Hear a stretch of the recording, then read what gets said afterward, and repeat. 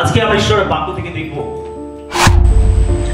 ঈশ্বরের সঙ্গে বিশ্বস্ত ভাবে চলুন। ঈশ্বর সব থেকে যে বিষয়ের উপর বেশি আগ্রহী, আর তা হল আমাদের আধ্যাত্মিক জীবন। ঈশ্বর আমাদের আধ্যাত্মিক জীবন সম্বন্ধে বেশি আগ্রহী। তিনি দেখতে চান যেন আমরা আমাদের আত্মিক জীবনে উন্নতি লাভ করি। ঈশ্বর চান যেন আমরা আত্মিক জীবনে বলিষ্ঠ হই, আমরা তার সঙ্গে সঠিক সম্পর্কে থাকি, তার সঙ্গে আমরা বিশ্বস্ত ভাবে চলি, তার বাক্য মতো জীবনযাপন করি। আর এটাই ঈশ্বর আমাদের জীবনে সব থেকে বেশি আগ্রহী। এই বিষয় সম্বন্ধে তিনি বেশি আগ্রহী। তিনি আমাদের জীবনের আধ্যাত্মিক বৃদ্ধি, আধ্যাত্মিক জীবন তিনি বেশি করে দেখতে চান।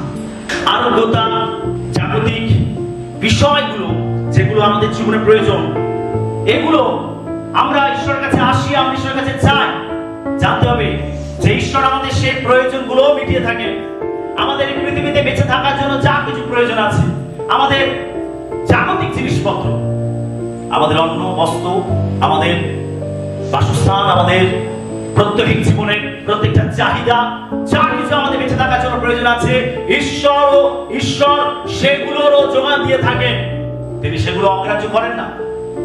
তিনি জানেন এই পৃথিবীতে বেঁচে থাকার জন্য আমাদের জীবনে কি প্রয়োজন আছে। আমাদের প্রয়োজন আছে, আমাদের অন্ন, বস্ত্র, বাসস্থান, এগুলো প্রয়োজন আছে। আমাদের আরোগ্যতা প্রয়োজন আছে। ঈশ্বর জানেন, সেগুলো ঈশ্বর যুগিয়ে থাকেন। কিন্তু ঈশ্বর সব থেকে বেশি আগ্রহী আমাদের আধ্যাত্মিক জীবনের জন্য। আমাদের আধ্যাত্মিক জীবন তিনি চান যেন আমরা আমাদের আধ্যাত্মিক জীবন সম্বন্ধে বুঝি, আমরা আমাদের আধ্যাত্মিক জীবনকে বৃদ্ধি করি। এটা ঈশ্বর আমাদের জীবনে প্রথমে দেখতে চান। যখন আপনি ঈশ্বরের সঙ্গে বিশ্বস্ত ভাবে চলেন, তখন ঈশ্বর আপনার জীবনের মঙ্গলজনক বিষয়গুলো নিয়ে আসে। জানেন, যখন আপনি ঈশ্বরের সঙ্গে বিশ্বস্ত ভাবে চলবেন, আপনার জীবনে যখন ঈশ্বরের সঙ্গে আপনি বিশ্বস্ত ভাবে চলবেন, তখন ঈশ্বর আমাদের জীবনে তিনি মঙ্গলজনক বিষয়গুলো নিয়ে আসে। যখন আমরা অবিশ্বস্ত হই, ঈশ্বরের সঙ্গে আমরা বিশ্বস্ত ভাবে চলি না, আর তখন আমাদের জীবনে অনেক কিছু আশীর্বাদ, অনেক কিছু মঙ্গল বিষয় ঈশ্বর রাখেন। কিন্তু আমরা ঈশ্বরের সঙ্গে অবিশ্বস্ত ভাবে চলার জন্য, ঈশ্বরের প্রতি অবিশ্বস্ত থাকার জন্য অনেক সময় সেই মঙ্গলজনক বিষয়গুলো, সেই আশীর্বাদগুলো আমাদের জীবন থেকে সরে যায়, বা সেই জায়গায় পৌঁছাতে আমাদের ডিলে হয়। যেটা হয়তো আমাদের 1 মাসে পাওয়া উচিত ছিল, সেটা আমাদের পেতে 10 বছর লেগে যেতে পারে। তার কারণ আমরা ঈশ্বরের সঙ্গে অবিশ্বস্ত ভাবে চলছি, আমরা বিশ্বস্ত ভাবে চলছি না। বিশ্বস্ত ভাবে চলা বলতে ঈশ্বরের বাক্যে চলা, বিশ্বস্ত ভাবে চলা বলতে ঈশ্বরের সঙ্গে সঠিক সম্পর্কে থাকা। আমরা প্রার্থনায় আসি, উপাসনায় আসি, আমরা ঈশ্বরের আরাধনা করি, আমরা মণ্ডলীতে যোগদান করি, আমরা বিভিন্ন প্রোগ্রামে আমরা উপস্থিত হই, কিন্তু তার সত্ত্বেও আমরা ঈশ্বরের প্রতি অবিশ্বস্ত ভাবে চলতে পারি। তার সত্ত্বেও আমরা প্রার্থনায় এসে, উপাসনায় এসে, মণ্ডলীতে যোগদান করে, আমরা প্রার্থনা করে, উপবাস করেও আমরা অনেক সময় অবিশ্বাসী আছি, আমরা প্রভুর সঙ্গে বিশ্বস্ত ভাবে চলি না। যখন আপনি মিথ্যার সাহারা নেন, আপনি জেনে রাখুন আপনি প্রভুর প্রতি অবিশ্বস্ত ভাবে চলছেন। যখন আপনি ব্যভিচারে লিপ্ত হন, আপনি প্রভুর প্রতি অবিশ্বস্ত ভাবে চলছেন। যখন আপনি লোভ করেন, ক্রোধ করেন, হিংসা করেন, আপনি প্রভুর প্রতি অবিশ্বস্ত ভাবে চলছেন। তার মানে প্রভুর সঙ্গে চলা, প্রভুর সঙ্গে গমনাগমন বিশ্বস্ত নয়। আর এই অবিশ্বস্ত ভাবে চলার জন্য আমাদের জীবনে ঈশ্বর যে সমস্ত আশীর্বাদগুলো রাখে, আমাদের জীবনে যে সমস্ত মঙ্গল বিষয়গুলো রাখে, আর সেইগুলো পেতে আমাদের 1 মাসের জায়গায় 10 বছর লাগতে পারে। এর জন্য ঈশ্বর দায়ী নয়, এর জন্য দায়ী আমরা নিজেরা, এর জন্য দায়ী আমরা নিজেরা। তার কারণ আমরা ঈশ্বরের সঙ্গে বিশ্বস্ত ভাবে চলছি না। ঈশ্বর দেখেন আমরা তার সঙ্গে কতটা বিশ্বস্ত ভাবে চলছি, কতটা। আমরা যদি বিশ্বস্ত ভাবে তার সঙ্গে চলি, ঈশ্বর আমাদের জীবনে মঙ্গলজনক বিষয় নিয়ে আসবেন। মঙ্গলজনক বিষয় আমাদের জীবনে অনেক স্ট্রাগল থাকে, দুঃখ থাকে, কষ্ট থাকে, কিন্তু এগুলো থাকা সত্ত্বেও যখন আমরা প্রভুর সঙ্গে বিশ্বস্ত ভাবে চলি, আর ঈশ্বর এমন ভাবে কাজ করবেন, হঠাৎ করে এমন ভাবে কাজ করবেন, এমন কিছু বিষয় নিয়ে আসবেন আমাদের জীবনে যে আমাদের বহু বছরের স্ট্রাগল, বহু বছরের সমস্যা মুহূর্তের মধ্যে আমাদের জীবন থেকে উধাও হয়ে যেতে পারে। হালেলুয়া। আসলে আমরা এরকম ঘটনা আমরা বাইবেল থেকে দেখি, আমরা পড়ি। রূপ 2 অধ্যায় 1 থেকে 3 পদ। নয়মের স্বামী ইলিমেলকের গোষ্ঠীর একজন ভদ্র ধনবান জ্ঞানী ছিলেন, তাহার নাম বয়স। পরে মোয়াবিয়া রূপ নয়মীকে কহিল, নিবেদন করি আমি ক্ষেত্রে গিয়া যাহার দৃষ্টিতে অনুগ্রহ পাই তাহার পিছে পিছে শস্যের পতিত শস্য কুড়াই। নয়মী কহিল, বৎসে যাও। পরে সে গিয়া এক ক্ষেত্রে উপস্থিত হইয়া ছেদকদের পশ্চাতে পশ্চাতে পতিত শীষ কুড়াইতে লাগিল। আর ঘটনাক্রমে সে ইলিমেলকের গোষ্ঠী বয়সের ভূমিখণ্ডে গিয়া পড়িল। নয়মের স্বামী ইলিমেলক যখন জিহুদাতে দুর্ভিক্ষ দেখা দিয়েছিল, তারা জিহুদাতে বাস করছিল, জিহুদা তাদের নিজেদের দেশ বাড়ি, জিহুদার বাসিন্দা তারা, আর তারা জিহুদাতে বাস করছিল। কিন্তু একটা সময় জিহুদাতে কি হলো? দুর্ভিক্ষ হলো। সেখানে এমন দুর্ভিক্ষ দেখা দিল, এমন আকাল দেখা দিল যে সেখানে বসবাস করা কষ্টদায়ক হয়ে উঠলো। তাই ইলিমেলক সিদ্ধান্ত নিল যে আমরা এই দুর্ভিক্ষের সময় আমার পরিবারকে নিয়ে আমরা দূর দেশে চলে যাব, আমরা এখানে থাকবো না। এখানে আকাল পড়েছে, এখানে দুর্ভিক্ষ দেখা দিয়েছে, আর সেই জন্য আমরা এখন এখানে বসবাস করবো না। আমরা আমাদের জীবনকে বাঁচানোর জন্য আমরা আমাদের এই শহর ছেড়ে, আমাদের এই নগর ছেড়ে আমরা দূরে কোথাও গিয়ে বাস করবো। ইলিমেলক সে তার পরিবারকে নিয়ে কি করলো? জিহুদা ত্যাগ করে কোথায় গেল? মোয়াব দেশে। মোয়াব দেশে গিয়ে বসতি আরম্ভ। যখন সেখানে গিয়ে বসতি আরম্ভ করলো, তারা 10 বছর বসতি করেছিল। যখন তারা সেখানে গিয়ে বসতি আরম্ভ করলো, আর সেখানে আমরা দেখতে পাই যে প্রথমে ইলিমেলক সে মারা গেল। প্রথমে ইলিমেলক মারা গেল, নয়মীর স্বামী প্রথমে মারা গেল। আর সেখানে তার 2 পুত্র ছিল। এই 2 পুত্র মোয়াবের 2জন যুবতীকে তারা বিবাহ করেছিল। একজন নাম হচ্ছে রূপ, আর একজন নাম হচ্ছে অর্পা। তারা 2 ভাই 2 মোয়াবী স্ত্রীলোককে, যুবতীকে তারা বিবাহ করেছিল, আর সেখানেই তারা বসতি করেছিল। নয়মী প্রথমে তার স্বামীকে হারায়, তারপরে কয়েক বছর পর তার 2 সন্তানও মারা যায়। এখন নয়মী নিঃস্ব, তার স্বামীকে সে হারিয়েছে, সে তার 2 সন্তানকে হারিয়েছে। আমরা দেখতে পাই যখন সে জিহুদাতে বাস করছিল, হতে পারে যে জিহুদাতে আকাল পড়েছিল, হতে পারে জিহুদাতে দুর্ভিক্ষ এসেছিল, কিন্তু ইলিমেলক সে তার পরিবারকে নিয়ে চলে গেছিল মোয়াব। সে বেছে নিয়েছিল মোয়াবকে। মোয়াব এই নগরটি উৎপত্তি কিভাবে হয়েছিল? এই নগরটি উৎপত্তি হয়েছিল একটি ঘৃণ্য কর্মের মাধ্যমে। যখন লোট সদম গমরা থেকে বেরিয়ে এসেছিল, যখন ঈশ্বর সদম গমরার উপরে অগ্নিগন্ধ বর্ষণ করে এই নগরকে তিনি ধ্বংস করছিলেন, আর সেই সময় লোটকে ঈশ্বর সেখান থেকে বের করেছিলেন। আর ঈশ্বর তাদেরকে বারণ করেছিলেন যে তোমরা সামনের দিকে তাকাবে, পিছন ফিরে তাকাবে না। কিন্তু লোটের স্ত্রী পিছন ফিরে তাকিয়েছিল বলে সে সেখানে লবণস্তম্ভ হয়ে মারা গেছিল। কিন্তু লোট আর লোটের 2 কন্যা তারা বেঁচে গেছিল, তারা নগরের বাইরে পালিয়েছিল, তারা পিছন দিকে তাকায়নি। কিন্তু তারা তাদের বংশকে রক্ষা করার জন্য কি করেছিল? লোটের যে মেয়েরা ছিল তারা তার বাবার সঙ্গে শারীরিক সম্পর্ক করেছিল, আর এর ফলে তাদের লোটের মেয়েরা গর্ভবতী হয়েছিল, এবং তার মধ্যে থেকে যে সন্তান উৎপন্ন হয়েছিল তার নাম রাখা হয়েছিল মোয়াব। আর এই মোয়াবের নাম অনুসারে সেই নগরের উৎপত্তি, এবং সেই নগরের নাম হচ্ছে মোয়াব। কিন্তু জিহুদা কথার অর্থ হচ্ছে স্তব। জিহুদা কথার অর্থ হচ্ছে স্তব, আরাধনা, প্রশংসা।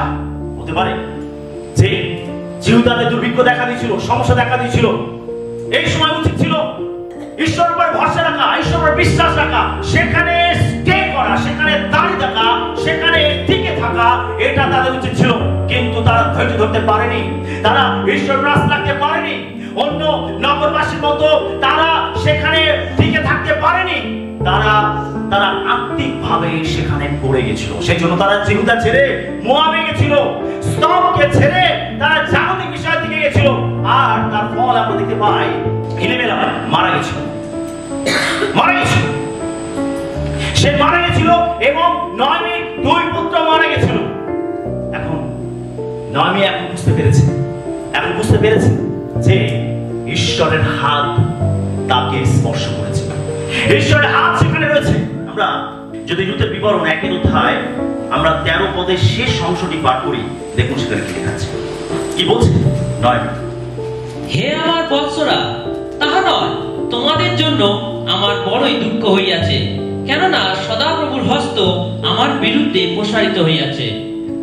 নয়মি এটা উপলব্ধি করতে পেরেছে, নয়মি এটা বুঝতে পেরেছে যে ঈশ্বরের হস্ত কি বলছে, আমার বিরুদ্ধে প্রসারিত হইয়াছে। কি বলছে নয়মি? সদাপ্রভুর হস্ত আমার বিরুদ্ধে প্রসারিত হয়েছে। তাই আমি স্বামীকে হারিয়েছি, আমি দুই পুত্রকে হারিয়েছি, ঈশ্বরের হস্ত আমার বিরুদ্ধে প্রসারিত হয়েছে। বিশ্বাসী নয়মি এবং এলিমেলেক তারা দুজনে ঈশ্বরের সঙ্গে বিশ্বস্তভাবে চলতে পারেনি। আপনি যেরকম যখন প্রভুর সঙ্গে আপনি চলবেন, প্রভুর সঙ্গে আপনি হাঁটবেন, আপনার জীবনে দুর্ভিক্ষ আসতে পারে, আপনার জীবনে সমস্যা আসতে পারে, আপনার জীবনে কষ্ট আসতে পারে, আপনার জীবনে চ্যালেঞ্জ আসতে পারে, আপনার জীবনে বড় বড় পরীক্ষা আসতে পড়তে পারে। কিন্তু এইরকম সময়ও ঈশ্বর দেখতে চান যেন আমরা তার সঙ্গে বিশ্বস্তভাবে চলি। যখন আমরা অবিশ্বস্ত হই, যখন আমরা ঈশ্বরের কাছ থেকে সরে যাই, স্তব থেকে সরে যাই, প্রার্থনা থেকে সরে যাই, তার বাক্য থেকে সরে যাই, আমাদের ধার্মিক জীবন থেকে সরে যাই, যখন আমরা জাগতিক বিষয়ের দিকে আকৃষ্ট হই, যখন আমরা মানসিক বিষয়ের দিকে আকৃষ্ট হই, যখন আমরা পার্থিব বিষয়ের প্রতি আকৃষ্ট হই, তখন আমাদের আত্মিক পতন ঘটে। আমরা ঈশ্বর থেকে দূরে চলে যাই, আমরা অবিশ্বস্তভাবে তখন ঈশ্বরের সঙ্গে চলি। আমরা বিশ্বস্ত, প্রভুর সঙ্গে বিশ্বস্তভাবে আমরা চলতে পারি না। আর এর ফল কি হয়? যখন আমরা ঈশ্বরের প্রতি অবিশ্বস্ত হই, যখন আমরা ঈশ্বরের সঙ্গে বিশ্বস্তভাবে না চলি, আর এর ফল কি হতে পারে? আমরা আমাদের জীবনে অনেক ধ্বংস, অনেক ক্ষতি, অনেক মূল্য আমাদের চোখে। আমেন। শুনছি সকলে। এখন নয়মি এটা বুঝতে পেরেছে, ঈশ্বরের হস্ত আমার বিরুদ্ধে প্রসারিত হয়েছে, আর সেই জন্য আমি আমার স্বামীকে হারিয়েছি, দুই পুত্রকে হারিয়েছি। এখন নয়মি শুনতে পেয়েছে, জানতে পেরেছে যে জিহুদাতে আবার শস্য ফলছে। ঈশ্বর স্মরণ করেছেন তার প্রজাদের, ঈশ্বর সেই নগরকে তিনি আশীর্বাদ করেছেন।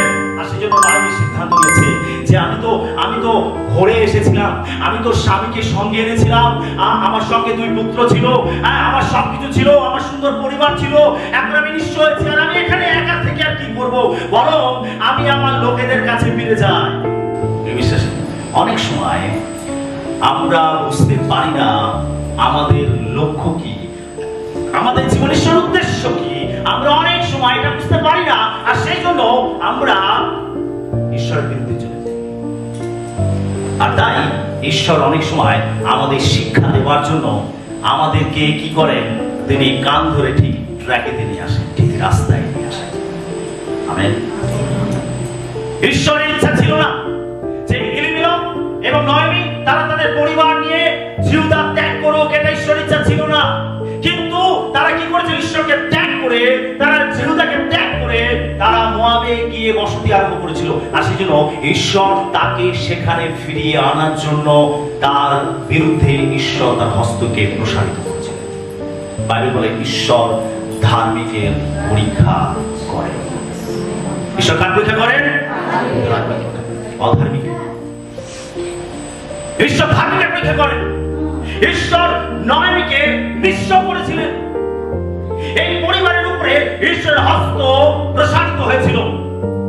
ঈশ্বরের হস্ত আমাদের জীবনে যদি মঙ্গলের জন্য প্রসারিত হয়, সেটা আমাদের জন্য ভালো। কিন্তু যদি ঈশ্বরের হস্ত আমাদের বিরুদ্ধে প্রসারিত হয়, সেটা কিন্তু ভয়ঙ্কর হতে পারে। এখানে নয়মি সেটা উপলব্ধি করতে পেরেছিল যে ঈশ্বরের হস্ত আমার বিরুদ্ধে প্রসারিত হয়েছে। আমেন। Hallelujah, hallelujah. যদি আপনি ঈশ্বরের সঙ্গে বিশ্বস্ত বিশ্বস্ত ভাবে না চলেন, একইভাবে ঈশ্বরের হস্ত আপনার বিরুদ্ধে প্রসারিত হতে পারে। নয়মি এখন চিন্তা করছে, আরে আমি ভুল করেছি, আমি ফিরে যাই আমার লোকেদের কাছে, আমার নিজের আত্মীয় স্বজন পরিজনের মাঝে আমি ফিরে যাই। আমার এখানে তো আর কেউ নেই, আমার স্বামী নেই, আমার সন্তান নেই। আর সেই জন্য নয়মি ঠিক করলো যে সে তার লোকেদের মাঝে ফিরে যাবে, তার নিজের নগরে ফিরে যাবে। আর তাই সে তার দুই পুত্রবধূকে বলল যে তোমরা তোমাদের বাবা মায়ের কাছে থেকে যাও, তোমাদের পরিবার থেকে যাও, আমার সঙ্গে তো আর কেউ নেই, তোমরা এখানে তোমার লোকেদের মাঝে থেকে যাও, আমি আমার লোকেদের মাঝে ফিরে যাই। দুজনে যেতে রাজি হচ্ছিল না, দুই পুত্রবধূ যেতে রাজি হচ্ছিল না। কিন্তু যখন নয়মি তাদেরকে খুব ভালো করে বোঝালো, তখন অর্পা সে রাজি হলো, আর সে তার বাবার কাছে থেকে গেল, ফিরে গেল, তার আত্মীয় স্বজনের কাছে সে ফিরে গেল। কিন্তু রুথ সে যেতে চায়নি।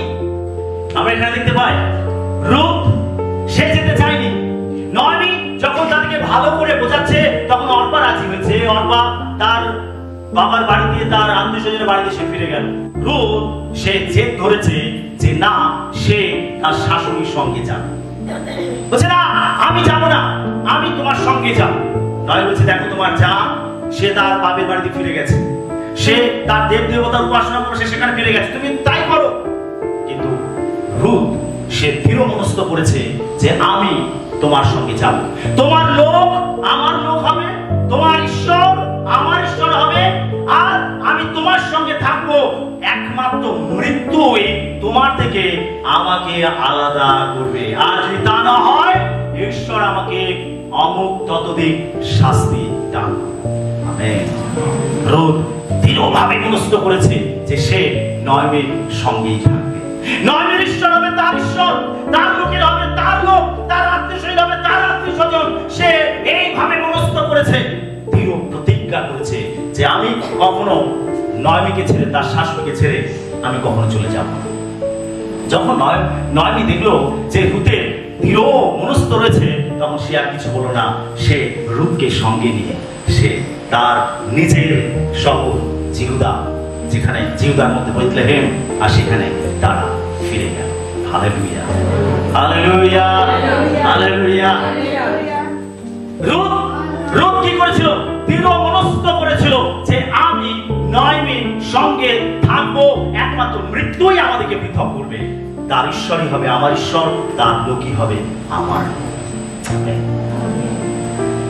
রুথ বিশ্বস্ত ভাবে সে তার শাশুড়ির সঙ্গে ছিল।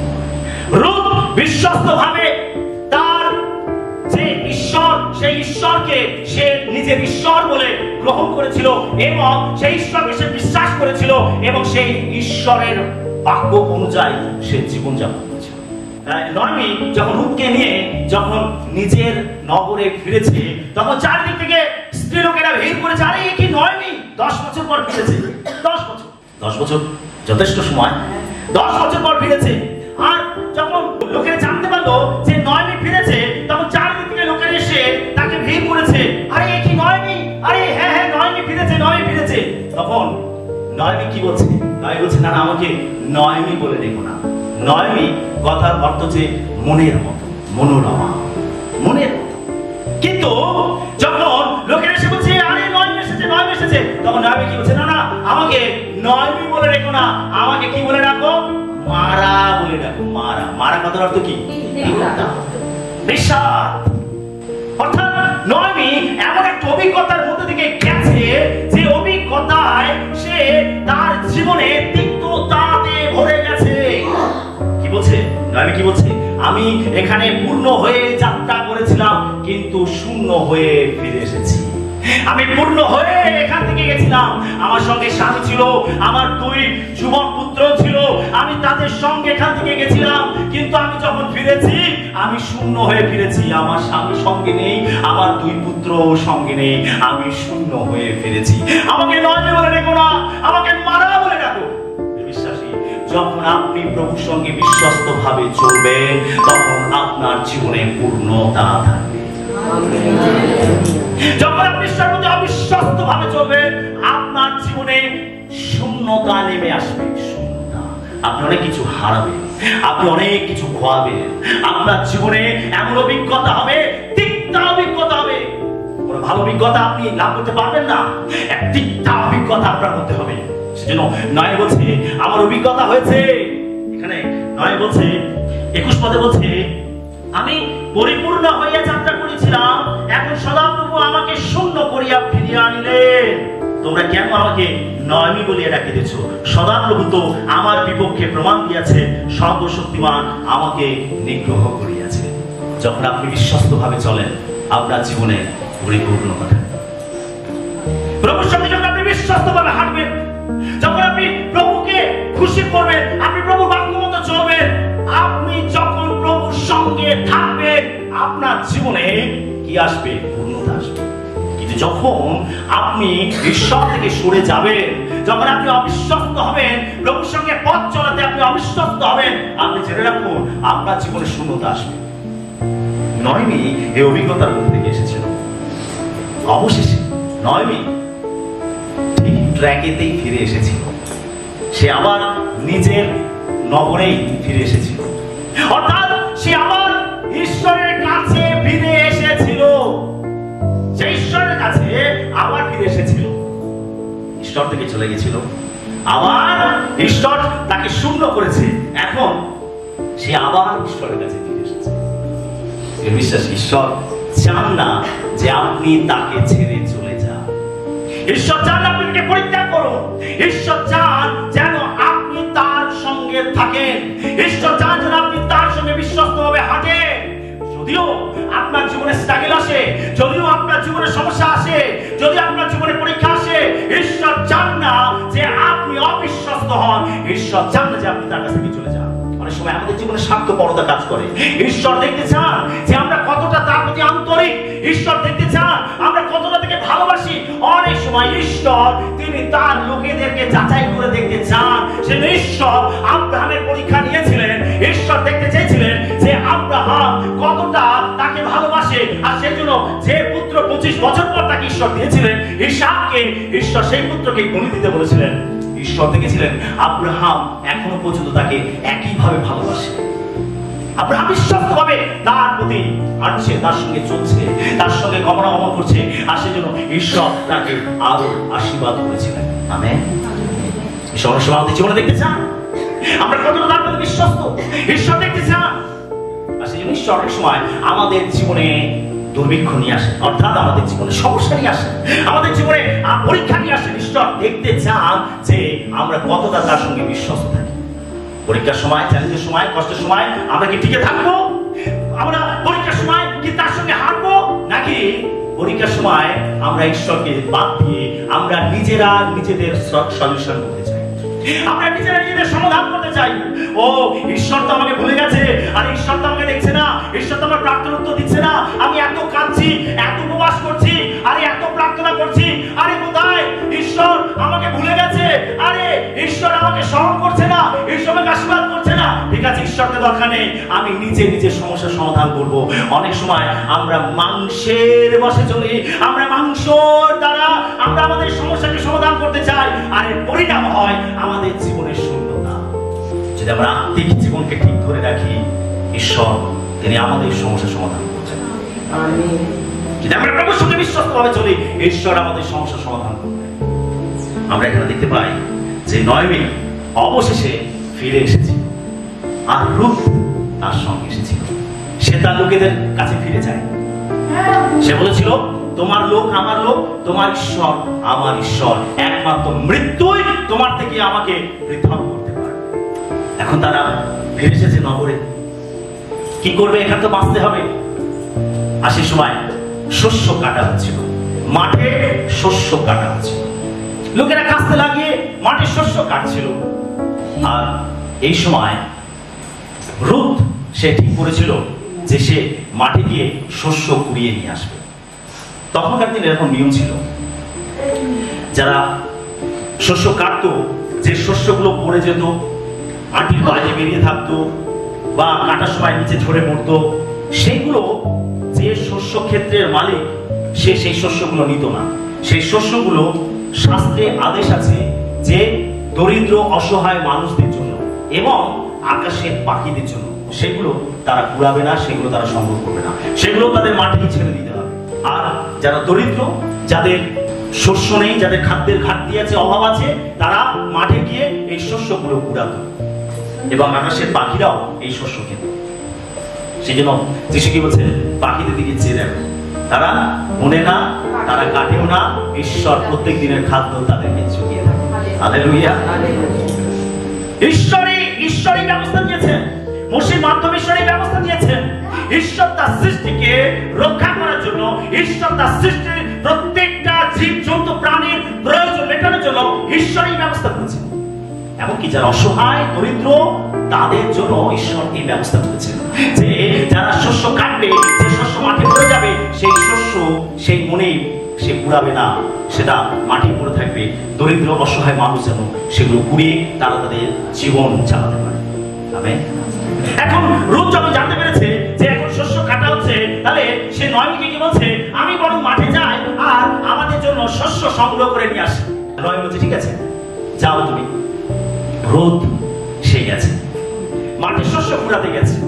দেখুন, ঈশ্বরের সঙ্গে যখন আমরা বিশ্বস্ত ভাবে চলি, ঈশ্বর আমাদের জীবনে মহৎ পরিকল্পনা করেন, ঈশ্বর আমাদের জীবনে মহৎ মহৎ বিষয় যোগ করে। আমরা 3 পদ যে অংশটি পাঠ করেছি একটু ভালো করে পড়ি। আমি পড়ছি আরেকবার। লেখাছি, পরে সে গিয়া এক ক্ষেত্রে উপস্থিত হইয়া ছেদকদের পশ্চাতে পশ্চাতে পতিত শীষ উড়াইতে লাগিল। আর ঘটনাক্রমে সে ইলিমেলকের গোষ্ঠীর ওই বয়সের ভূমিখণ্ডে গিয়া পড়িল। এখানে লেখা ঘটনাক্রমে সে ইলিমেলকের গোষ্ঠীর ওই বয়সের ভূমিখণ্ডেই গিয়া পড়িল। অনেকের ভূমি রয়েছে, অনেকের মাঠ রয়েছে। রূপ সেই সমস্ত মাঠে গিয়ে শস্য কুড়াতে পারত, সেই সমস্ত মাঠে গিয়ে সে সংগ্রহ করতে পারত, কিন্তু বাইবেল এখানে যে বিষয়টি বলছে, ঘটনাক্রমে সে বয়সের ভূমিখণ্ডেই গিয়া পড়িল। ঈশ্বরের পরিকল্পনা মহৎ। ঈশ্বর রূতের বিশ্বস্ততা দেখেছিলেন। রূপ যে বিশ্বস্ত ভাবে চলছে, ঈশ্বর তা দেখেছিলেন। ঈশ্বর দেখেছিলেন নয়মিকে, যে নয়মি অবশেষে তার কাছে ফিরে এসেছিল, ঈশ্বর তা দেখেছিলেন। আর সেই জন্য ঈশ্বর তাদের জন্য এক মহৎ পরিকল্পনা করে রেখেছে। তার জীবন যে শূন্য হয়ে গেছে, নয়মির জীবন যে শূন্য হয়ে গেছে, রূপ যে তার স্বামীকে হারিয়েছে, ঈশ্বর তাদের জীবন দেখেছিলেন, তাদের বিশ্বস্ততা দেখেছিলেন। আর সেই জন্য ঈশ্বর তাদের জন্য মহৎ পরিকল্পনা করে রেখেছিলেন। হালেলুয়া। আর সেটা লেখা রয়েছে যে ঘটনাক্রমে রূপ সে বয়সের ভূমিখণ্ডেই গিয়া, সে কোথায় শস্য করে গেছে? ইলিমেলকের গোষ্ঠী, অর্থাৎ ইলিমেলকের যে পরিবার ছিল, ইলিমেলকের যে ঘনিষ্ঠ আত্মীয় ছিল, সেই আত্মীয়ের ভূমিখণ্ড, তার নাম হচ্ছে বয়স। আর এই বয়সের যে ক্ষেত্র ছিল রূপ, সেই ক্ষেত্রতেই গিয়ে পড়ল। রূতের সঙ্গে কার বিবাহ হয়েছিল? বয়সের সঙ্গে রূতের বিবাহ হয়েছিল। ঈশ্বরের ছক এটা, ঈশ্বরের পরিকল্পনা। আমি তাদেরকে পূর্ণ করব, আমি তাদেরকে আশীর্বাদ করব। সে বিশ্বস্ত ভাবে হেঁটেছে, সে বিশ্বস্ত ভাবে চলেছে। আমি সেই জন্য তাকে তুলে ধরবো, আমি তাকে আশীর্বাদ করবো। এটা ঈশ্বরের পরিকল্পনা, ঈশ্বরের যোজনা। আমেন। সে কোথায় গিয়ে পড়েছে? বয়সের ক্ষেত্রতে, অন্য কারো জমিতে নয়, বয়সের জমিতে গিয়ে পড়েছে। তার কারণ ঈশ্বর চেয়েছিলেন বয়সের সঙ্গে রূতের যাতে বিবাহ হয়। আর সেই জন্য তিনি প্ল্যান করেছিলেন, পরিকল্পনা করেছিলেন। আর এটা কিন্তু বলা যেতে পারে যে এটা হঠাৎ করে নয়, কিন্তু ঈশ্বর এই পরিকল্পনা করেছিলেন। এবং ঈশ্বর বয়সের জীবনে তিনি রূতকে নিয়ে আসলেন, যেন রূত এবং বয়স তারা বিবাহ সম্পর্কে তারা আবদ্ধ হতে পারে। যখন রূত সে বয়সের ভূমিতে এসে সে শস্য কুড়াচ্ছে, তখন বয়স সে যখন এসেছে তার ক্ষেত্র দেখতে, তখন জিজ্ঞাসা করছে, যারা তার শস্য কাটছিল, তার সেই দাসদেরকে জিজ্ঞাসা করছে, ওই যুবতী কে? তখন তার দাসরা তাকে বলছে যে হলো রূপ, নয়মির পুত্রবধূ, সে ইলিমেলকের পুত্রবধূ, আর সে আমাদের ভূমিতে সে শস্য কুড়াচ্ছে। তখন বয়স এই রূপের সম্বন্ধে সবকিছু শুনেছিল, সে সবকিছু শুনেছিল, যে সে তার নিজেদের লোকেদেরকে ছেড়ে সে আমাদের মাঝে এসেছে, আমাদের লোককে সে নিজের লোক বলেছে, আমাদের ঈশ্বরকে সে নিজের ঈশ্বর বলেছে, সে তার শাশুড়িকে ছেড়ে দেয়নি, সে পরিত্যাগ করে। বয়স রূতের সম্বন্ধে শুনেছিল এবং সে রূতের সম্বন্ধে শুনে খুব ইমপ্রেসড হয়েছিল। সে বিশ্বস্ত, তার গুণ, তার স্বভাব, তার চরিত্র খুবই ভালো, আদরণীয়, প্রশংসনীয়। আরে এরকম মানুষ তো দেখতে পাওয়া যায় না, এত বিশ্বস্ত মানুষ তো দেখতে পাওয়া যায় না, আরে এত ভালো মানুষ তো দেখতে পাওয়া যায় না, যে নিজের বাবা, নিজের পরিবার, নিজের আত্মীয় ছেড়ে দিয়ে সে আমাদের লোকেদেরকে নিজের লোক বলেছে, আরে আমাদের ঈশ্বরকে সে নিজের ঈশ্বর বলে মেনেছে। সেজন্য তার প্রতি আমাদের বিশেষ যত্ন নেওয়া উচিত। সেজন্য বয়স তার দাসদের বলে দিয়েছে, না তোমরা ওকে পালন করবে না, ওকে শস্য কুড়াতে দেবে, বরং তোমরা আটির মধ্যে থেকে এক্সট্রা শস্য বের করে রাখবে যাতে সে সেগুলো কুড়াতে পারে। আমেন। বয়সের হৃদয় রূতের প্রতি ইমপ্রেসড হয়েছে, আর সেই জন্য বয়স কি করছে, সে রূতকে বলছে, দেখো তুমি আমাদের মাঝে এসে তোমার সম্বন্ধে আমি শুনেছি তুমি খুব ভালো, তুমি আমারই ক্ষেত্রে যতদিন শস্য কাটা হবে তুমি আমারই ক্ষেত্রে শস্য কুড়াবে, অন্য কারোর জমিতে তোমার যাওয়ার দরকার নেই। আমেন। আমার দাস-দাসীরা যখন জলপান করবে তুমি সেখান থেকেই তুমি জলপান করবে, তারা যখন খাবার খাবে তুমি তাদের সঙ্গেই খাবার খাবে। দেখো ঈশ্বর কিভাবে কাজ করেন, ঈশ্বর আমরা যখন বিশ্বস্ত ভাবে চলি তখন ঈশ্বর অনেক কিছু আমাদের ফেভারে নিয়ে আসে। হালেলুয়া। আমাদের ফেভারে নিয়ে আসে, ঈশ্বর আমাদের হয়ে কাজ করতে আরম্ভ করেন। ঈশ্বর অলরেডি কাজ করতে আরম্ভ করে দিয়েছে রূতের জীবনে। সেজন্য ঈশ্বর বয়সের মধ্যে থেকে কাজ করছে। বয়স এত ইমপ্রেস হয়েছে যে সে রূতকে বলছে যে তুমি আমার ক্ষেত্রেই শস্য কুড়াবে, তুমি আমার দাসীরা যেখানে জলপান করতে তাদের সঙ্গে তুমি জলপান করবে এবং তাদের সঙ্গে তুমি খাবার খাবে, তোমাকে অন্য কোথাও যেতে হবে না। যা যা ঘটেছে, যখন সে বাড়ি ফিরেছে তখন নয়মিকে গিয়ে সে সমস্ত ঘটনা বলেছে। তখন নয়মি যখন জানতে পেরেছে যে বয়স অর্থাৎ তারই আত্মীয়, তারই নিকটের আত্মীয়, আর সে একজন ধনবান, বয়স একজন ধনবান ব্যক্তি, তার ক্ষেত খামার, তার শস্য, দাস-দাসী অনেক রয়েছে, সে একজন ধনবান ব্যক্তি। আর নয়মি যখন জানতে পারলো যে বয়সের জমিতেই সে শস্য কুড়িয়েছে, তখন নয়মি সেই বয়সের সম্বন্ধে রূতকে জানালো যে সে একজন ধনবান ব্যক্তি, সে আমাদের নিকটতম আত্মীয়, আর সে তোমার সঙ্গে এরকম ব্যবহার করেছে। তখনকার দিনে এরকম নিয়ম ছিল, যদি কোনো বিবাহিত কোনো স্ত্রীলোকের স্বামী মারা যায় এবং সে যদি যুবতী থাকে তাহলে তার নিকটতম আত্মীয় তাকে বিবাহ করতে পারে এবং সে বংশ উৎপন্ন করতে পারে। এবং তাদের যদি নিজেদের কোনো ভূমি থাকে, যদি তারা বিক্রি করতে চায় তাহলে তাদের নিকটের যে আত্মীয় তাকে আগে জানাতে হবে। সে যদি সেই ভূমি কিনতে না চায় তবে সে অন্য কারো কাছে তার সেই ভূমি, তার সেই জমি সে বিক্রি করতে পারে। বয়স হলো তাদের নিকট। এখন এখানে একটা আশা দেখছে নয়মি, আর সেজন্য নয়মি বলছে এবার তুমি যখন যাবে, তুমি এর আগে যখন প্রথমবার সে শস্য কুড়াতে গেছে তখন তার শারীরিক যত্ন অত ভালো ছিল না, সে তার চুল এলোমেলো ছিল, তার পোশাক হয়তো এলোমেলো ছিল, সে হয়তো ভালো পরিষ্কার পরিচ্ছন্ন হয়েছিল না, আর এই অবস্থায় সে শস্য কুড়াতে গেছিল। কিন্তু যখন নয়মি জানতে পারলো যে বয়স তার সঙ্গে এরকম আচরণ করেছে, তার প্রতি এরকম দয়া করেছে, তখন এবং সে তার নিজের নিকটতম আত্মীয়, তখন নয়মি এখানে একটা ভালো কিছু সম্ভাবনা সে দেখতে পাচ্ছে। আর তাই নয়মি রূপকে পরামর্শ দিচ্ছে, তুমি এবারে যখন যাবে তুমি পরিষ্কার পরিচ্ছন্ন হয়ে তেল মেখে সেজে গুজে তুমি বয়সের কাছে যাবে। আমেন। হালেলুয়া। দেখুন রূত এটা আগে জানতো না যে বয়স তার নিকটতম আত্মীয়দের মধ্যে একজন, সে তাদেরকে মুক্ত করতে পারে, এই অধিকার তার আছে। যদি রূত এটা আগে থেকে জানতো হয়তো সে আগে থেকে সেজে গুজে যেত, আগে থেকে তৈরি হয়ে যেত, আগে থেকে সে বয়সকে ইমপ্রেস করতে চাইতো। কিন্তু রূত এগুলো কিছু জানতো না। এটা তার একটা বিশেষ গুণ ছিল যে সে বিশ্বস্ত ভাবে চলবে। আমেন। অনেক সময় আমরা কি করি? আমরা যদি জানি যে এর থেকে এই সুবিধাটা পাওয়া যাবে, এর থেকে এই উপকারটা পাওয়া যাবে, আমরা সেই ব্যক্তিকে ইমপ্রেস করার চেষ্টা করি। কি করি কিনা? কি করি কিনা? যদি আমরা জানি যে এই ব্যক্তির কাছে আমার সমস্যার সমাধান হবে, এই ব্যক্তি আমাকে উপকার করতে পারে, এই ব্যক্তি আমার কাজে লাগতে পারে, আমরা কি করি?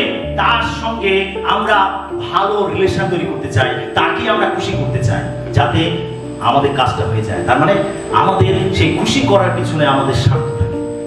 কিন্তু রুথের জীবনে তা ছিল না। রুথের শুনে কিছু জানতোই না। তাহলে রুথ কি করতো? ওই বয়সের সঙ্গে একটু ঢলে পড়তো, তাকে খুশি করার চেষ্টা করতো না, সে তা করেনি। বিশ্বাসী, মাংস দিয়ে আমরা সমস্যার সমাধান করতে পারি না। আমাদের সমস্যার সমাধান করতে হবে আত্মিকভাবে। আত্মিকভাবে যদি আমরা আত্মিক জীবনকে ঠিক রাখি, আমরা আত্মিকভাবে ঠিকভাবে চলি, যদি আমরা বিশ্বস্তভাবে প্রভুর সঙ্গে হাঁটি, তাহলে সেই দিক থেকে প্রভু আমাদের সমস্যার সমাধান করতে পারে। আমেন। এবং সেটা পার্মানেন্টলি সমাধান। কিন্তু যখন আমরা মাংসের দ্বারা, আমরা জাগতিক বিষয়ের দ্বারা আমরা সমস্যার সমাধান করতে চাই, তখন আমরা আমাদের জীবনকে আরো বেশি জটিল করে ফেলি, কঠিন করে ফেলি। রুথ সে প্রস্তুত হয়ে গেছিল। অবশেষে আমরা দেখতে পাই যে বয়স রুথকে বিবাহ করেছিল। আমেন। রুথকে বিবাহ করেছিল। বয়স সে রুথকে বিবাহ করেছিল। সে রুথকে তার জীবনে স্ত্রী রূপে স্বীকার করেছিল, গ্রহণ করেছিল। আর ঈশ্বর তিনি কি করেছিলেন? এইভাবে তিনি তার মহৎ পরিকল্পনাকে তিনি বাস্তবায়িত করেছিলেন। আমেন। রুথ ছিল শূন্য, নয়মি ছিল শূন্য, ঈশ্বর তাদেরকে পূর্ণ করলেন। সেজন্য এখানে যে তিন পদটি আমরা পাঠ করেছি, এখানে আমরা দেখতে পাই যে এটা ঈশ্বরের পরিকল্পনা ছিল যেন রুথ বয়সের জমিতেই গিয়ে পড়ে, বয়সের জমিতেই গিয়ে পড়ে। যখন আপনি বিশ্বস্ত ভাবে চলবেন, প্রভুর সঙ্গে বিশ্বস্ত ভাবে হাঁটবেন, ঈশ্বর আমাদের জীবনে মঙ্গল বিষয় নিয়ে আসবেন। যেটা আমাদের জন্য মঙ্গল, যেটা আমাদের জন্য ভালো, ঈশ্বর সেই বিষয়টা আমাদের জীবনে যোগ করবেন, সেই বিষয়টাই আমাদের জীবনে নিয়ে আসবেন। যদি আমরা বিশ্বস্ত ভাবে না চলি, আমাদের জীবনে ঈশ্বর মঙ্গলজনক বিষয় আনতে পারেন না। আমেন। বরং আমরা মঙ্গলজনক বিষয় থেকে অনেক দূরে চলে যাই। আমাদের সলিউশন হয় না, সমস্যার সমাধান হয় না, আমাদের জীবনে আশীর্বাদ থাকে না। আমরা শূন্যতায় ভুগি, আমরা কষ্টের মধ্যে থাকি, চ্যালেঞ্জের মধ্যে থাকি। কিন্তু ঈশ্বরের একটা পরিকল্পনা নয় যে আমরা স্ট্রাগলের পর স্ট্রাগল, সমস্যার পর সমস্যা, চ্যালেঞ্জের পর চ্যালেঞ্জ, এগুলোর মধ্যে জর্জরিত হয়ে থাকি। এটা ঈশ্বর চান না। আমরা যখন চ্যালেঞ্জের মধ্যে থাকি, সমস্যার মধ্যে থাকি, আর এই অবস্থায় যখন আমরা বিশ্বস্তভাবে প্রভুর সঙ্গে হাঁটি, তখন ঈশ্বর আমাদের সলিউশনের ব্যবস্থা করে দেন। তিনি আমাদের কাছে নতুন রাস্তা খুলে দেন, তিনি আমাদের কাছে মঙ্গলজনক বিষয় নিয়ে আসেন। রুথ এবং নয়মি তারা তাদের ভুল বুঝতে পেরেছিল, নয়মি তার ভুল বুঝতে পেরেছিল, সেই ঈশ্বর কাছে ফিরে এসেছিল। আর সেই ঈশ্বর তার জন্য মঙ্গলজনক পরিকল্পনা করেছিলেন। রুথ সে ঈশ্বরকে, সে বড় জাতি হয়েও সে জিহোবা ঈশ্বরকে বিশ্বাস করেছিল, এবং নয়মি লোকেদেরকে সে নিজের লোক বলেছিল। সে বিশ্বস্ত ভাবে চলেছিল। আর সেই জন্য ঈশ্বর তাদেরকে তুলে ধরার জন্য, তাদের অবস্থাকে পরিবর্তন করার জন্য, তাদের শূন্যতাকে দূর করে পরিপূর্ণ করার জন্য ঈশ্বর পরিকল্পনা করেছিলেন। আর সেই জন্য এখানে বাইবেল বলছে যে রুথ সে বয়সের জমিতে গিয়েই পড়ল। আমেন। ঈশ্বরের পরিকল্পনা, ঈশ্বর তার জীবনে একটা যোগ করতে চাইছেন, ঈশ্বর তার জীবনে মঙ্গল বিষয় আনতে চাইছেন, ঈশ্বর তার জীবনে নতুন রাস্তা খুলতে চাইছেন। আর সেই জন্য রুথ বয়সের জমিতে গিয়ে আপনি বিশ্বস্ত ভাবে চলবেন, বিশ্বস্ত ভাবে হাঁটবেন, প্রভুর সঙ্গে বিশ্বস্ত ভাবে জীবনযাপন করবেন, আপনার জীবনে বড় বড় সমস্যার সমাধান ঈশ্বর করবেন। ঈশ্বর সেই পরিস্থিতি নিয়ে আসবেন, ঈশ্বর সেই ব্যক্তিদেরকে নিয়ে আসবেন, ঈশ্বর সেই জায়গাতেই আপনাকে নিয়ে যাবেন যেখানে আপনার সমস্যার সমাধান হয়েছে, যেখানে আপনার জীবনে আশীর্বাদ রয়েছে, যেখানে আপনার জন্য উন্নতি রয়েছে, যেখানে আপনার জন্য ঈশ্বরের মঙ্গলময় পরিকল্পনা রয়েছে। আপনি সেই জায়গাতে গিয়েই পড়বেন, সেই মানুষের সামনে গিয়েই দাঁড়াবেন, আপনি সেই পরিবেশে গিয়েই উপস্থিত হবেন, আপনি সেই লোকেদেরকেই পাবেন, আপনি সেই রাস্তাতেই হাঁটবেন, আপনি সেই পন্থাটাই খুঁজে পাবেন। কেন ঈশ্বর এগুলো আপনার জীবনে নিয়ে আসবেন যখন আপনি বিশ্বস্ত ভাবে চলবেন, প্রভুর সঙ্গে বিশ্বস্ত থাকা। রুথের বিবরণ 4:13 থেকে 17 পদ। পরে বয়স রুথকে বিবাহ করিলে তিনি তাহার স্ত্রী হইলেন, এবং বয়স তাহার কাছে গমন করিলে তিনি সদাপ্রভু হইতে গর্ভধারণ শক্তি পাইয়া পুত্র প্রসব করিলেন। পরে স্ত্রীলোকেরা নয়মীকে কহিল, ধন্য সদাপ্রভু, তিনি অদ্য তোমাকে মুক্তিকর্তা জ্ঞাতি হইতে বঞ্চিত করেন নাই। তাহার নাম ইসরায়েলের মধ্যে বিখ্যাত হোক। এই বালকটি তোমার প্রাণ পুনরায় সুস্থ করিবে ও বৃদ্ধাবস্থায় তোমার প্রতিপালক হইবে। কেননা যে তোমাকে ভালোবাসে ও তোমার পক্ষে 7 পুত্র হইতেও উত্তমা, তোমার সেই পুত্রবধূই ইহাকে প্রসব করিয়াছে। তখন নয়মী বালকটিকে লইয়া নিজের কোলে রাখিল ও তাহার ধাত্রী হইল। পরে নয়মীর এক পুত্র জন্মিল। এই বলিয়া তাহার প্রতিবাসীগণ তাহার নাম রাখিল। তাহারা তাহার নাম ওবেদ রাখিল। সে যিশয়ের পিতা, আর যিশয় দাউদের পিতা। দেখুন, ইন্টারেস্টিং বিষয়। 17 পদে বলছে, পরে নয়মীর এক পুত্র জন্মিল। কার পুত্র? কার হয়েছিল? কার হয়েছিল? রূতের। লোকেরা কি বলছে? নয়মীর এক পুত্র জন্মিল। দেখুন, নয়মী সে শূন্য হয়েছিল, সে তার পুত্র হারিয়েছিল, তাই তো? তার 2 জন যুবক পুত্রকে সে হারিয়েছিল, সে শূন্য হয়েছিল। কিন্তু ঈশ্বর তাকে পুত্রবধূ দিয়েছিলেন, রূত, যে বিশ্বস্ত ছিল। বলছে 7 পুত্রের থেকে উত্তম সেই পুত্রবধূ রূত। ঈশ্বর এরকম একজন পুত্রবধূ নয়মীকে দিয়েছিলেন এবং বিয়ে করেছে রূত, সন্তান হয়েছে রূতের। আর লোকেরা বলছে যে নয়মীর পুত্র জন্মে। হালেলুয়া। দেখুন, ঈশ্বর কিভাবে আমাদের জীবনের শূন্যতাকে পূরণ করে। নয়মীর জীবনের শূন্যতা ছিল, তার জীবনে শোক ছিল, কষ্ট ছিল, দুঃখ ছিল, ব্যথা ছিল। সে তার সন্তানকে হারিয়েছে। যুবক সন্তানকে হারানো এক মায়ের কাছে অনেক কষ্টের ব্যাপার। যখন যিশু নাইন নগর থেকে হেঁটে যাচ্ছিলেন, তখন এক মা, এক বিধবা, তার যুবক পুত্র মারা গেছিল। আর সেই মা শোক করছিল। যিশু এতটা করুণাবিষ্ট হয়েছিলেন যে সেই মায়ের চোখের জল মুছে দেবার জন্য তিনি তার যুবক সন্তানকে জীবিত করে তার মায়ের কাছে ফিরে দিয়েছিলেন। হালেলুয়া। ঈশ্বর বোঝেন, ঈশ্বর আমাদের দুঃখ, আমাদের কষ্ট তিনি দেখেন, তিনি আমাদের শূন্যতা দেখেন। তিনি চুপ করে থাকতে পারেন না। যখন আমরা তার কাছে ফিরে আসি, যখন আমরা বিশ্বাসভাবে তার সঙ্গে হাঁটতে আরম্ভ করি, চলতে থাকি, ঈশ্বর আমাদের দুঃখগুলো বোঝেন, আমাদের কষ্টগুলো দেখেন এবং তিনি সেগুলোকে পূর্ণ করার জন্য পরিকল্পনা করেন। তিনি নয়মীকে দেখেছিলেন, তার শূন্যতা দেখেছিলেন, আর সেই জন্য দেখুন তিনি এমন একটা পুত্রবধূ তাকে দিয়েছিলেন, রূতকে। রূতের সঙ্গে আমরা দেখতে পাই বয়সের বিবাহ হয়েছিল। রূত তার বিশ্বস্ততার জন্য তিনি একজন ধনবান ব্যক্তিকে তার স্বামী রূপে পেয়েছিল। আর ঈশ্বরের পরিকল্পনা ছিল। রূতের জীবন শূন্যতা দূর হলো, এখন নয়মীর জীবনে ঈশ্বর শূন্যতাকে দূর করছেন। দেখুন, রূত যখন বিয়ে করলো, তার যে পুত্র জন্মালো, আর সেই সন্তানকে রূতের সন্তান বলা হচ্ছে না, সেই সন্তানকে বলা হচ্ছে যে নয়মীর একটি পুত্র সন্তান জন্মালো। ঈশ্বর তার কোলকে ভরে দিয়েছিলেন। এই সন্তান ওবেদ। রূতকে কি বলে ডেকেছে আমরা জানি না, কিন্তু নয়মীকে মা বলে ডেকেছে। Amen, hallelujah. সে নয়মীকে মা বলে ডেকেছে। এখানে লেখা রয়েছে, লোকেরা বলছে যে নয়মীর এক পুত্র জন্মিল। ঈশ্বর তার শূন্যতাকে দূর করলেন, তার কষ্টকে দূর করলেন। নয়মী সবকিছু হারিয়েছিল, সে কি পেল? সে পুত্রবধূ পেল এবং সে একটা বিশেষ উপহার সে ওবেদকে পেল। ওবেদ যে রূতের সন্তান ছিল, তাকে সে নিজের সন্তান করে সে লালন পালন করেছিল। তার যে শূন্য পরিবার ছিল, ঈশ্বর তা পূর্ণ করে দিলেন। Hallelujah, hallelujah. বিশ্বাসী, যদি আমরা প্রভুর সঙ্গে বিশ্বস্তভাবে হাঁটি, বিশ্বস্তভাবে চলি, ঈশ্বর আমাদের জীবনে মঙ্গলজনক বিষয় নিয়ে আসেন।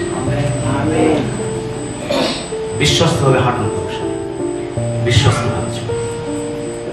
ঈশ্বর আপনার জীবনের শূন্যতাকে দূর করবেন, তিনি আপনার জীবনে ঘাটতিকে পূরণ করবেন, তিনি আপনাকে উদ্ধার করবেন, মুক্ত করবেন। তিনি পরিকল্পনা করবেন যে কিভাবে আপনাকে আপনার সংকট থেকে বের করা যায়। তিনি পরিকল্পনা করবেন কিভাবে আপনাকে উদ্ধার করা যায়। তিনি পরিকল্পনা করবেন কিভাবে আপনাকে আশীর্বাদ করা যায়। ঈশ্বর পরিকল্পনা করবেন যখন আপনি বিশ্বস্তভাবে তার সঙ্গে চলবেন, বিশ্বস্তভাবে হাঁটবেন। যদি আমরা এখনো পর্যন্ত সমস্যার মধ্যে পড়ে রয়েছি, আমাদের জীবন থেকে বছর পর বছর স্ট্যাকে যাচ্ছে না, তার মানে আমরা প্রার্থনায় বিশ্বস্ত নই, তার মানে আমরা ঈশ্বরের বাক্যে বিশ্বস্ত নই, তার মানে আমরা প্রভুর প্রতি বিশ্বস্ত নই। আমাদের জীবনে কোথাও অবিশ্বস্তভাবে চলছে প্রভুর সঙ্গে, আর সেই জন্য আমরা আমাদের জীবনে সলিউশন দেখতে পাচ্ছি না, আমরা আমাদের জীবনে সমাধান দেখতে পাচ্ছি না, আমাদের জীবনে আশীর্বাদ দেখতে পাচ্ছি না, আমাদের জীবনের শূন্যতার মধ্যে আমরা ঘুরে বেড়াচ্ছি। তার কারণ আমরা প্রভুর সঙ্গে বিশ্বস্তভাবে হাঁটছি না। ফল ঈশ্বরের নয়, ফলটা আমাদের। সমস্যা ঈশ্বরের নয়, সমস্যা আমাদের। বাইবেল যে ঈশ্বরের কথা বলে সেই ঈশ্বর মহৎ, বাইবেল যে ঈশ্বরের কথা বলে সেই ঈশ্বর সর্বশক্তিমান, বাইবেল যে ঈশ্বরের কথা বলে তিনি পরাক্রমী, শাশ্বত, জীবন্ত, তিনি ক্রোধহীন এবং দয়া, অনুগ্রহ এবং সত্যে পূর্ণ ঈশ্বর। সেই ঈশ্বর আপনার জীবনকে পরিবর্তন করতে পারে, আপনার অবস্থাকে পরিবর্তন করতে পারে, আপনার সমস্যা সমাধান করতে পারে, তিনি আপনাকে উদ্ধার করতে পারে। সেই ঈশ্বর হলেন জীবন্ত ঈশ্বর। হালেলুয়া।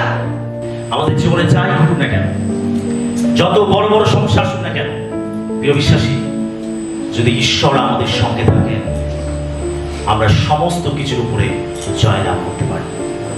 Hallelujah, hallelujah.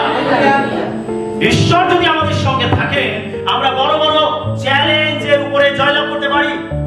আপনি কত বড় চ্যালেঞ্জের মধ্যে আছেন, কত বড় কষ্টের মধ্যে আছেন, কত বড় পরীক্ষার মধ্যে আছেন, ওটা বড় বিষয় নয়। সেখানে কি ঈশ্বর আপনার সঙ্গে আছেন নাকি আপনি একা আছেন? যদি আপনি ঈশ্বরের সঙ্গে বিশ্বস্তভাবে চলেন, ঈশ্বরও আপনার সঙ্গে বিশ্বস্তভাবে থাকবেন।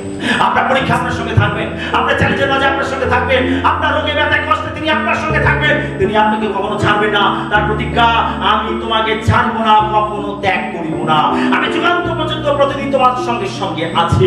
ঈশ্বর তিনি যা বলেন তিনি তাই করেন। হালেলুয়া। সেজন্য আপনার জীবনে কত বড় স্ট্রাগল আছে, কত বড় সমস্যা আছে, কত বড় পরীক্ষার মধ্যে দিয়ে যাচ্ছেন, এটা বড় বিষয় নয়। আপনাকে দেখতে হবে যে পরীক্ষার মধ্যে ঈশ্বর কি আমার সঙ্গে আছেন। যদি আপনি প্রভুর সঙ্গে বিশ্বস্তভাবে হাঁটেন, প্রভুর সঙ্গে বিশ্বস্তভাবে চলেন, তাহলে আপনি জেনে রাখুন ঈশ্বর আপনার প্রত্যেকটা পরীক্ষায়, চ্যালেঞ্জে, সমস্যায় তিনি আপনার সঙ্গে থাকবেন এবং তিনি আপনার জন্য নতুন রাস্তা করবেন। কি আমরা প্রভুর সঙ্গে বিশ্বস্তভাবে হাঁটছি? আজকে আমাদের নিজেদের জীবনগুলোকে যাচাই করার প্রয়োজন আছে, নিজেদের জীবনগুলো দেখা উচিত আছে। আমি কি প্রভুর সঙ্গে বিশ্বস্তভাবে হাঁটছি?